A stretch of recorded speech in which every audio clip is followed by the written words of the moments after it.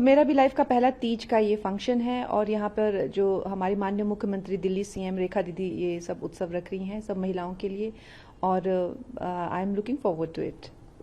आज जैसे कि नीट का मुद्दा लगातार विपक्ष उठाता रहा है, आज अमित शाह जी ने कहा कि मैं लगातार आता रहा हूं, अपने चैम्बर में भी बैठ के इंतजार किया, लेकिन अपोजिशन ने जिस तरह से बोला है और अमित शाह जी ने ये भी बात बोली कि मैं बहस के लिए तैयार हूं। उन्होंने साथ में स्पीकर को लेटर भी लिखा है और कहा है कि मैं अभी भी तैयार हूं, कल का समय है। लेकिन राहुल जी की तरफ से जो बयान आया है उस पर क्या कहेंगे? मैं सोच रही हूँ कि ये जो है देश का उपहास वो कर रहे हैं कहीं ना कहीं, चाहे आलू उगाने की उनकी बात हो, चाहे जलेबी अमेरिका में भी, हमेशा देश का उपहास करते हैं और उनके लिए हर कुछ जो है एक जोक है। पहली बार मैं देख रही हूँ कि एक पार्लियामेंट में का जो है इतना मजाक वो बना, एक ही सांस में कह रहे हैं कि हमें अमित शाह जी से जवाब चाहिए, एक सांस में कह हमें अमित शाह जी से जवाब चाहिए कि ऐसा ऐसा स्टूडेंट्स के साथ उन्होंने किया कि नहीं किया। हम यहाँ उनकी बात सुनने के लिए नहीं है, फिर कह रहे हैं कि हमें जवाब चाहिए।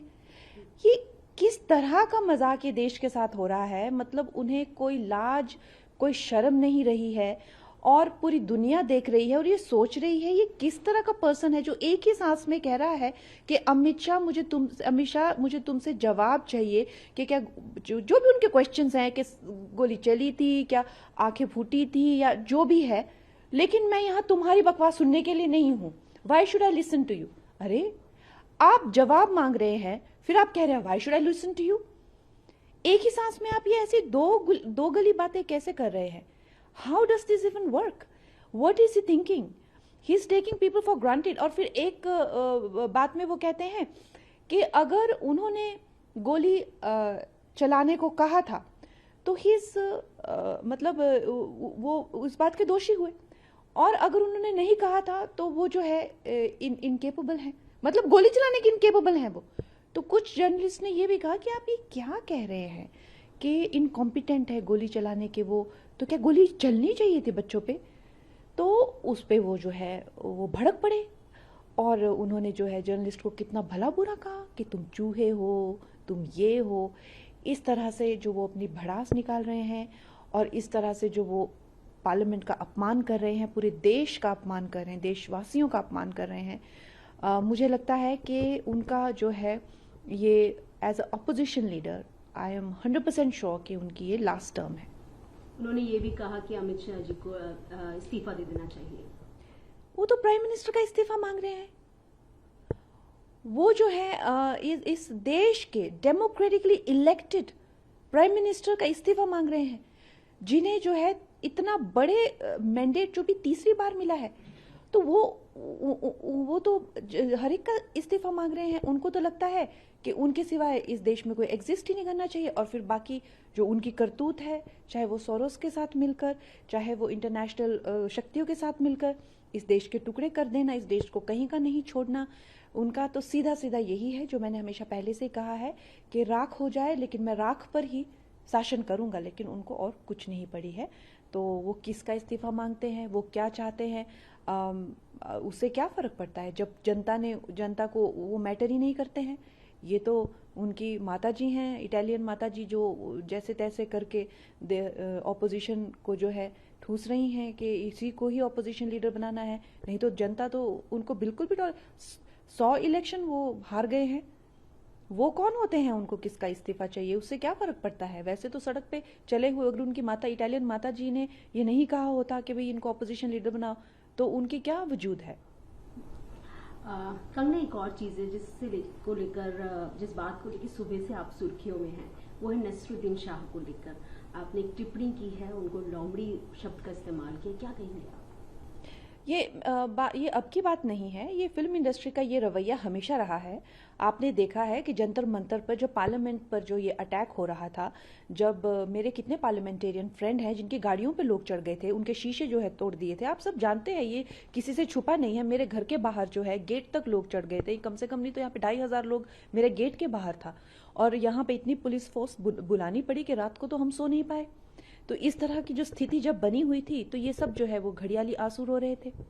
लेकिन अब जब झारखंड में इस तरह का बच्चों पे जो है जुल्म हो रहे हैं, तो क्या वो जेंजी नहीं है जो देश के खिलाफ जो हो जाए या जो प्रधानमंत्री जी को गालियां दे, प्रधानमंत्री जी के घर तक ये पहुंच गए और वहां पर इन लोगों ने जो है क्या करने की इनकी नीयत थी। तो जो देश को गाली दे, जो प्रधानमंत्री जी को गाली दे, जो इस देश के टुकड़े करने का, क्या वही जेनजी है? और कोई जेनजी नहीं है। हम खुद युवा हैं, हम खुद नारी हैं, हमें जो है युवा विरोधी बना दिया है। हम क्यों युवा विरोधी बनेंगे? हम तो खुद युवा है, खुद वर्किंग वुमेन है, खुद करियर वुमेन है, खुद एक ऐसे छोटे मुकाम से उठकर ऊपर आए हैं। हम क्यों बने? हमें हमें बना दिया है युवा विरोधी। ऐसा नहीं होता है। ये दोगलापन फिल्म इंडस्ट्री का भी नहीं चलेगा। फिल्म इंडस्ट्री के लोग जो घड़ियाली आंसू जंतर मंतर के लिए बहा रहे थे, वो सेम आंसू इनको अब ये बच्चों के लिए भी झारखंड में भी बहाने चाहिए। उनकी भी तो दुविधा है। तो मैंने उनको इसीलिए कहा क्योंकि उन्होंने इतना गंदा एक वीडियो बनाया था जिसमें जो है वो इस तरह की धमकियां दे रहे थे, इस तरह की जो बातें जो है, जो सर्वोच्च हमारे जो रिप्रेजेंटेटिव हैं पूरे दुनिया से, जिनको प्रधानमंत्री जी को इतने बड़े बड़े अवार्ड्स मिलते हैं, और नहीं तो उन्हें उतनी तो डेमोक्रेसी की गरिमा रखनी चाहिए कि एक इलेक्टेड वो हमारे वो संविधान के हिसाब से हमें उनका सम्मान करना चाहिए। जैसे हमारे राष्ट्रपति प्रथम नागरिक होते हैं, उसके प्रधानमंत्री जी जो है हमारे लीडर होते हैं पूरे देश के। तो क्या इतनी कोई भी उठकर जो है इतनी गंदी गंदी, इतनी भद्दी भद्दी बातें और धमकाना, देश से निकल जाओ, तुम्हें जला देंगे, तुम्हें मार देंगे, ये क्या कोई आपको लगता है क्या ये सभ्य बातें हैं? और जब देखो जो चाहे उनकी फिल्में हो, चाहे उनकी बातें हो, चाहे उनके इंटरव्यूज हो, ये पाकिस्तान की प्रेम कथा कब खत्म होगी?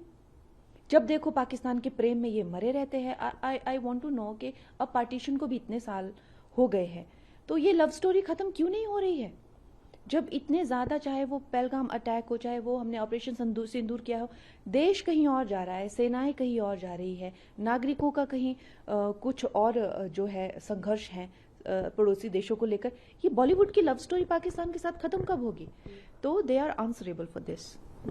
साथ में कंगना, पिछली बार आपने एक शब्द का इस्तेमाल किया था जेनजीज के लिए, गटर शब्द का, लेकिन बाद में आपने यू टर्न लिया और उनको कहा कि वो देश की स्ट्रेंथ है। जी देखिए, जो लोग खुद को कॉकरोच बोलते हैं, तो अगर हम कहें कि कॉकरोच तो गटर से निकलता है, तो इसमें क्या बुराई है? तो मैं ये कहना चाहती हूँ कि जो लोग खुद को कॉकरोच कहते हैं, तो हम तो साधारण यही कह रहे हैं कि भाई गटर आपका घर है, तो अब आपको इससे क्यों दुख हो रहा है?